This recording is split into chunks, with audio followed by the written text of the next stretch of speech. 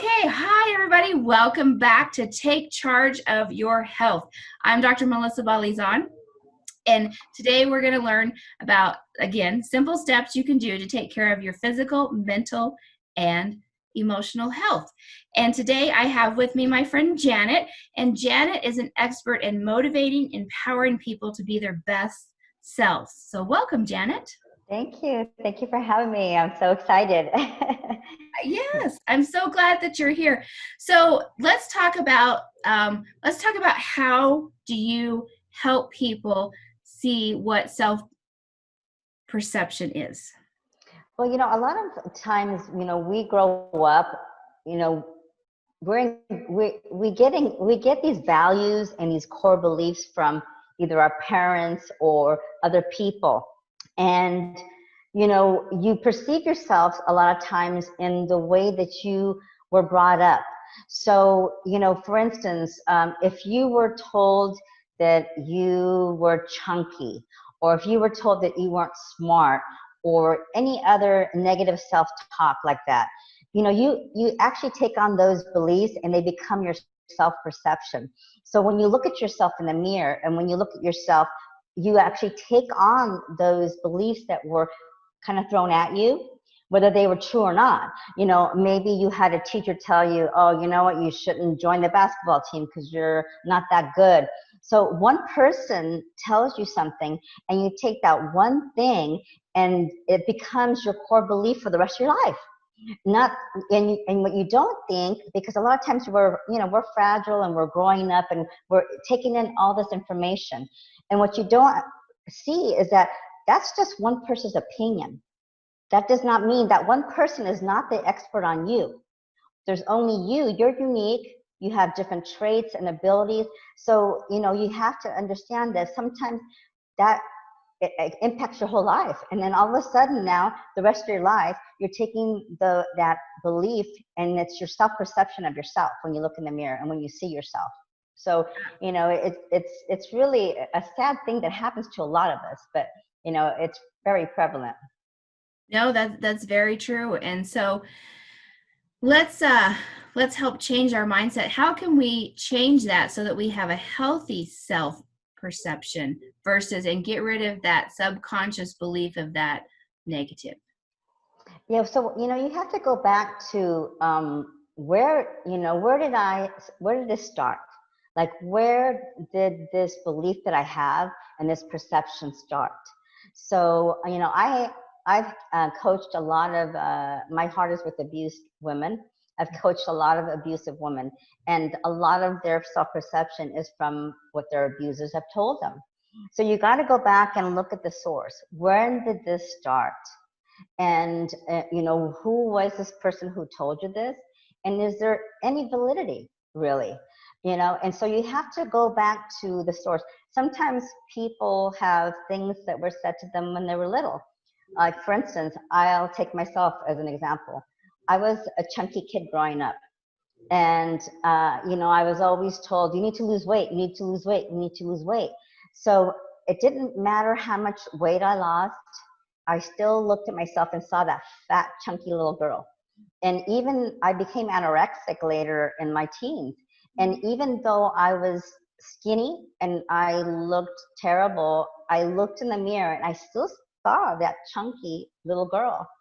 So, I had to go to therapy and realize that, this is something that isn't even true. This is a perception that I had of myself. So you have to go back and discover when did that start. And when you realize where it started, then you can go ahead and start dismantling those beliefs that were thrown at you, to say, you know what, no, this is not who I am. So I always tell people too that it's so important to list all the traits that you have that are positive, because we all have gifts and talents and we're all unique. There's no one that's like us. So we were all born different, with different talents, different things that we're able to do. Some people are gifted in music, some people are gifted in writing or sports or whatever it is. So you have to go and look at the beliefs that you were given versus your actual talents and gifts. And you have to really concentrate on that and say, you know what? No, every time that you think this thought that you're not worthy and you're not valuable, you have to stop it in its track, because that's what happens is that it becomes so automatic. It becomes automatic, and everything that we say, sometimes we don't even realize that we're automatically being negative and talking down to ourselves, and also whatever's been told to us, we automatically say it without even saying, well, wait a minute, is there any truth in this?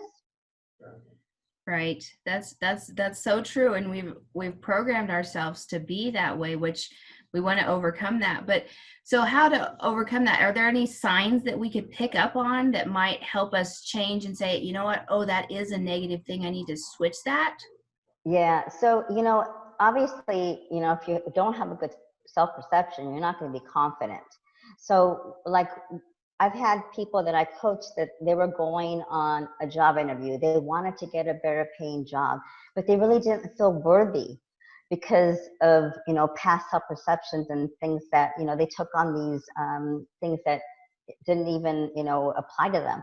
So, one of the things that you have to do is know, okay, so what is it that my weaknesses are, and where is it that I need to work on them?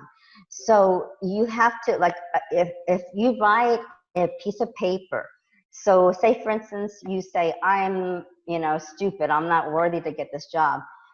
On that same sheet of paper, you take the negative and turn it into the positive. So take the negative statements and turn them into positive statements. So, this way you could see your gifts and talents and say, this is an inventory of who I am. And a lot of people don't do that. If you think about it, you have so many negative thoughts during the day. And what you need to do is you have to learn how to stop those negative thoughts and replace them. So if you're saying, I'm stupid, replace it with, I'm intelligent. And then list the things in your life that you know that you have done, that it's been something that you've, triumphed, because everybody has something that they're good at. So if you concentrate on those things that you're good at, then as soon as that negative talk starts, you cut it off right away. So I have this little thing that I do that I tell my clients, that as soon as that negative thought starts, you tell yourself, stop. And it's like a habit. You learn habits, and you start to change that behavior. You start to change that negative self-talk to replace it with different things. And also too, one of the things that you can do as well, I am statements are so powerful.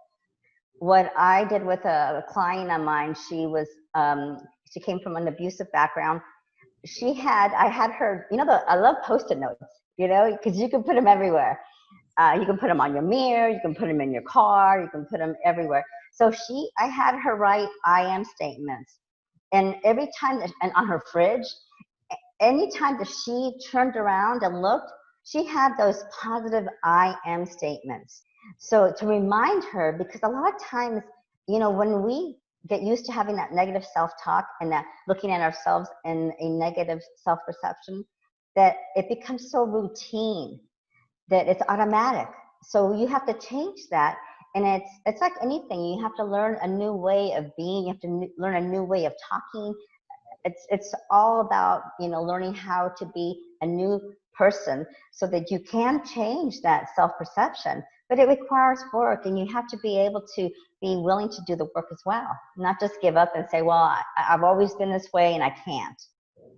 Right. And I think that's a key. You have to be willing to do it for you, because it's just like those negative thoughts that people keep telling you. Somebody else is telling you this, and so you perceive it. You've got to change that and realize that I can do this for myself. I am going to do this for myself.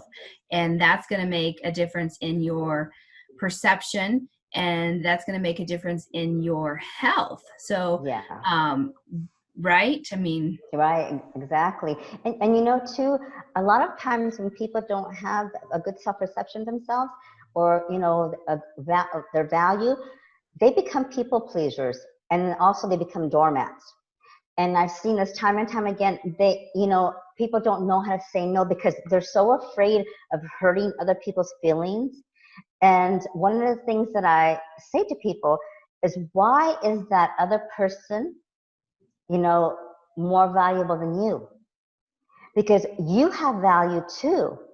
And you know what? If you constantly are, worried about what other people think, your life is going to be horrible, because you were not put on this earth to be a people pleaser.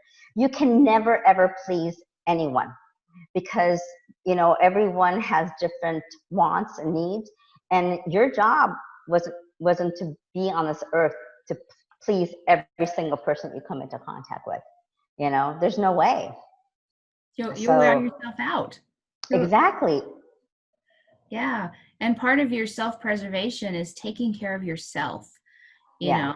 and if we don't want to be selfish, but we have to be selfish to a point where we have to take care of ourselves first so that we can better take care of anything else that comes along. Yeah, it's like that analogy, when you go on an airplane, what does the stewardess say? If there's ever a problem, you put your oxygen on first, then you do your kids. But see, a lot of people who have low self-esteem, low self-worth, and don't have confidence, or they have not a good self-perception of themselves, they think, oh no, I have to take care of everyone else first. They come first. Especially women, as mothers, oh my gosh, we always put ourselves last. Women tend to do that. We're caretakers, we're nurturing, we're compassionate, and then we forget about us. We have to say to our kids, to our spouse, to whoever it is, our significant other, look, you know what? I need some time to myself so that I can recharge. I can, reconnect with who I am and rest. And so that I can give myself more in a positive way. Because if you're constantly giving, giving, giving, you're going to burn out, because that's what happens. That's exactly right, and that's exactly what I teach. And the exact thing, I use that oxygen mask analogy a lot, and it's true, but we as women, we're so afraid of taking care of ourselves because we feel we're going to let somebody else down. But what could happen is that we come to that point where, if we don't take care of ourselves, we're going to let them down because we're going to be exhausted or something's going to happen. It's if we don't take care of our health, then there's multiple challenges that can come around from that. So when we talk about self-preservation, and here we're talking mostly about your mental wellness, but also it leads into your physical health, because if you're mentally healthy, then physically healthy kind of comes along with that. They're intertwined together. It's not just one or the other. So tell me about some of the challenges that people might think, is it too late to change? I'm over X number of age now. Can you elaborate a little bit? Sure. I always tell people, it doesn't matter how old you are, because you know what? You look at examples of so many people who are in their 60s, 70s, 80s, who just decided that they were going to, stop, being negative, stop, eating the wrong foods, and change their life. It's never too late to change. You're never too young, and you're never too old. I mean, I look at stories of people who started, changing in their even 70s or 80s. I was reading this story about a woman who had horrible health. She was already in her 70s. And she decided, you know what? I'm tired of taking all this medication. I'm tired of doing all this. And she decided to make a change. She made small changes at first. She changed, her diet. She changed the way that the self-talk and everything. She started going for walks. She started doing meditation. Just those little things led her to be able to change bigger things. So I always tell people, every small step is a right step in the right direction. So if you're not giving yourself time, You know what? First thing in the morning, wake up 15 minutes early. A lot of people tell me, oh, I don't have time for myself. Yes, you do. You know, you can wake up, instead of waking up, putting the news on, reading, you know, going on social media, reading the news, you know, doing stuff that's not good for you. Take 15 minutes out of your day when you first start and meditate or do exercises. I mean, I tell people you can do 15 minutes of exercise to start. It doesn't have to be a lot. 15 minutes. You know, you can do jumping jacks. You can go for a walk for 15 minutes. You know, you can dance for 15 minutes. That's exercise too. Like, you know, you can make it fun. Like for me, I love to dance. So, you know, 15 minutes of dancing, you'd be surprised how you start sweating, and it also makes you feel good. See, this is the thing, is that I tell people, when you start exercising and you start doing something that makes you smile and gives you joy, it goes by like that. You know, before you know it, 15 minutes is turning into 20 or 30, and then before you know it, it becomes a habit. So even if you start small steps, it doesn't matter. Every small step matters. So, you know, you have to carve out time in your day. The best thing to do is, you know what, all of you know, everyone has a smartphone, right? Yeah. Everyone has a calendar. Everyone has ability to set a timer. Put it on your calendar. Set a timer. Say, you know, this time, 15 minutes.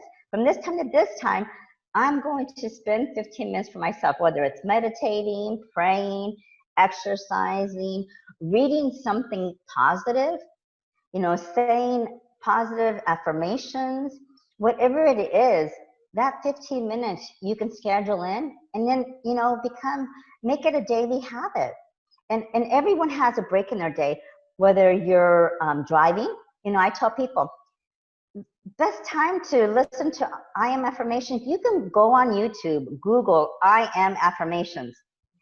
Whatever it is, you can listen to when you're driving. And that's feeding your spirit, your soul. It's helping you. And it's creating positive, you know, information for your brain. Because if you're constantly feeding, sorry, there's a phone that's ringing. I'm not going to get it. Okay. But anyway, you know, it's so important. It's so imperative that you start somewhere. It's never too late to start somewhere. And every little step is small. Every small step, it doesn't matter. It's all important. Absolutely. Absolutely. And that's what this is. This is simple steps you can take today. So Janet's given us a lot of great simple steps we can use today. Find one that works for you. The other thing that Janet has given us today is she is actually going to give, if you'd like to have a consultation with you, she's going to give you, she's offering a 30-minute discovery session. And I'll let you tell us just a little bit about that, Janet. There'll be a link that'll pop up here. It'll be Take Charge of Your Health /Janet. And so tell us just a little bit about maybe what we could expect in that discovery session, Janet. Sure. So, you know, a lot of people don't realize the core beliefs that they have decided to put on to themselves, you know, and believe. So what we do is we go, you know, I take 30 minutes and we discover what it is that's holding you back. Where did those core beliefs start? And what was it? And, you know, some people might have a couple, you know, and so we discover that. And what are the steps to move forward in your life? Because, you know, if you don't know what it is that's limiting you and holding you back, how are you going to be able to move forward?